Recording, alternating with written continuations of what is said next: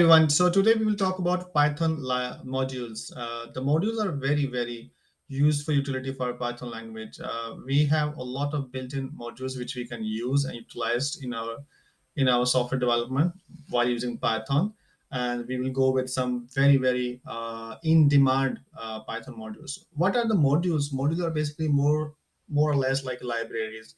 You have a piece of code which you basically use again and again and again. So instead of writing that piece of code again and again and again, you just keep that code in module, and you can import the module in any of your Python application program page or any wherever you need that. So these are the modules which we will look into action shortly. Okay, so let's create our first module. I will first create a new file, and it will be file. I will name it my module, and the extension will be .py, the extension for our Python. So this is our first module. So I just need to define a function here which I just want to use in throughout all of my software, all of my application. So I can say define greetings, and I can say name and print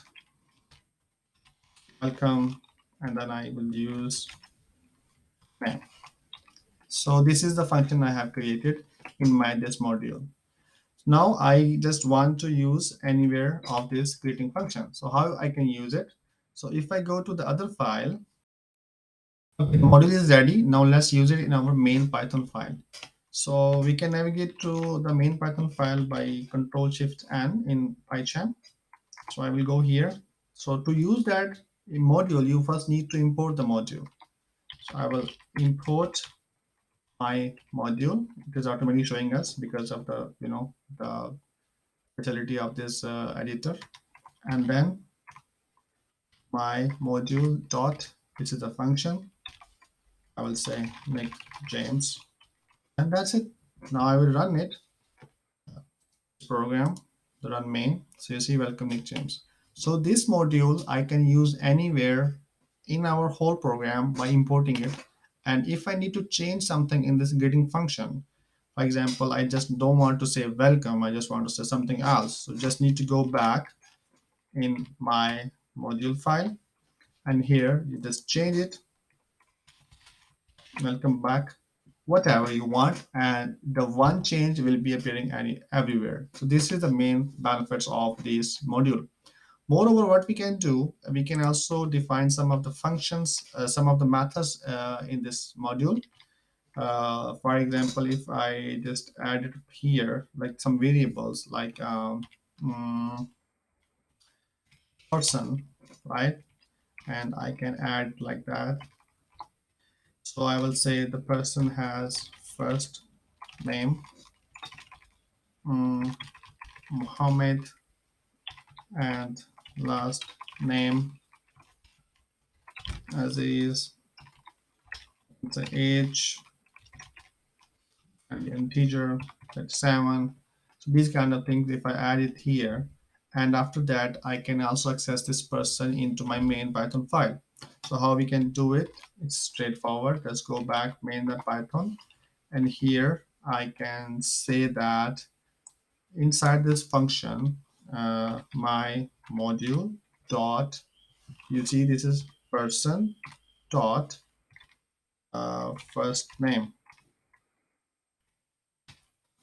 right? So this should be basically not like that. Let's say first name. And now if I run it, so you see welcome back Muhammad. The Muhammad name is the name which is basically using from that person. And we also can change the object's values. My module dot person, I can say last name can be Laurel, right? And then I will copy this piece of code and just use it again, but instead of first name, this time I will go with last name. and I will run it. Okay, so now run, we have two welcome back Muhammad and welcome back Lauren, which we have changed here. Now this is the module which basically we have created, but in Python language you have a lot of modules which are built in available for you.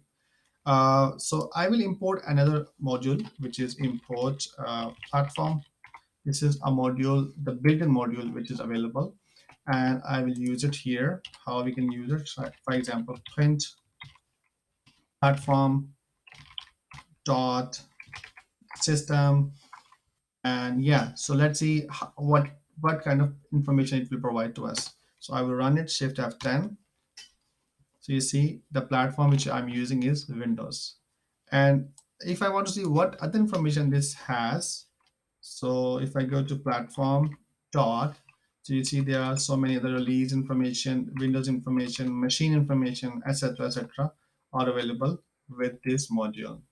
So this is a very beautiful stuff, and most of the time there are a lot of modules are available which are there to actually just use those. That makes our life easy while developing softwares. Let's make it more easy. For example, I don't want to use the name my module. I just want to make it something like an alias. Like I can identify this module with some alias, like you used to do in SQL. So I will say as um, my. That's it. So you see, I instead of my module, I have to change it to my everywhere. So make it smaller in name. The alias are being used like that. So I have used the alias file in my module, module. So now I will run this again. You see everything is working fine. Now, next topic is another very important module, or you can say library, which we use a lot in our Python, which is NumPy. You know that NumPy is basically used to play with the arrays in Python. Python though doesn't have a built-in support for arrays, but this library or this module gives you everything you need to play with arrays. So its name is NumPy, and it's called numerical Python, right? Okay, so let's import the NumPy module into our application. So for that, import NumPy as num_np method. So now you see there is a red line, the red underline about this. This is saying the no module name NumPy. Means our application is not able to find NumPy, even though this is a built-in library which is available, but still you have to install it. So how you install it on PyCharm? So you just go to the file and then settings. So into the settings, this is the project you have to select. And from here, go to the Python interpreter and click on plus, because I can't see any of these are the packages which are already been installed, but we need NumPy. So from here, I will search on NumPy, and this is all the information you can see, the version and the author, and I will install this package. So it will take some time. And our package NumPy is installed successfully. I can close this, and I can also close this one. And now you see the NumPy has been gone. There's no underline, the red underline is there. Now how to use it? So let's create some array by using this NumPy. I can say np dot array, right? And by using that array, I can create of array of zero index, like 1, 2, 3, right? And if I just go and make it like my int my array, and I will run it. So you see the array has been created, and we can print it out as well. So you can create even a multi-dimensional array by using this. The single dimensional and multi-dimensional, it can go up and up as per the needs of your software application or the requirement. Yes, so let's create more arrays, which can be like multi-dimensional array. I can say array multi, and I can say np dot array one three, and from there further on it can go on, something like that. Like we can see the dimensions of this array. So this is the single dimension like the above one we have, and then I can do it like 1 2 3, and let's make it one more, 1 2 3. And if I print this one, the second multi-array dimensional here, and I will run it. So you see the recent calls line, there is some errors. NP array takes from 1 to 2 process argument, but 3 were given. So there is some problem. I think I know what's the problem. If you fix like that, and I run it, there you go. So this is the three-dimensional array which is been printed out. So if we have also another facility that we can understand that what is the basically the dimension of this array. So if I say the dimension dot ndm, and I will print it. You see it's two-dimensional array we have. And if I check this one, my array, I run it, it's one-dimensional array. Let's create the three-dimensional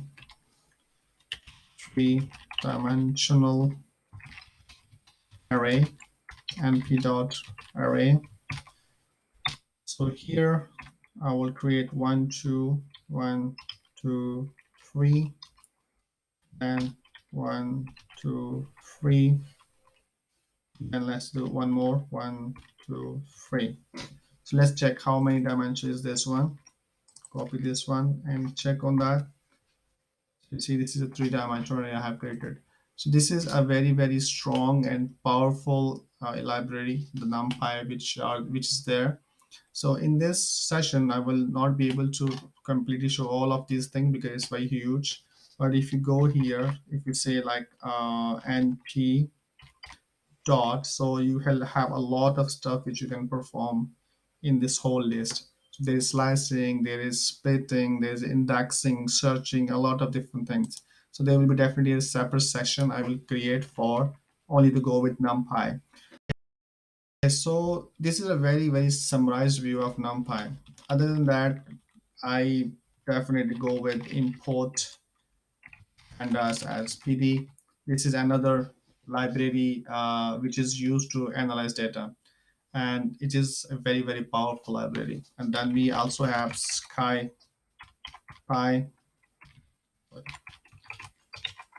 SciPy is basically the scientific Python. The scientific Python is also using the NumPy underneath it, but it is also used for scientific computations in the Python. And all the data sciences, all the data processings use these two libraries a lot. And the most famous one we have, that's Django. Django is basically lets us to create the beautiful web pages using Python as the backend language. So the next lectures which I am planning to record will be on Django, because this is highly in demand, and we will see that all of those libraries we can also use inside Django. So this is everything about modules so far. We will not kick off this because there are thousands of modules available, and if you want to go with one by one, it will can take days, months, and years might be. So, but yeah, this is the basically main concept of module, that what the modules are inside Python and how we can get how we can get benefits from those. In the coming days, I will be definitely faster on the Django framework. Django is, the Python, which is basically allows you to make robust web applications where the Python is being used at the backend. I hope you like these sessions. Keep watching and subscribe, and I will see you in my next session. Thank you. Bye bye.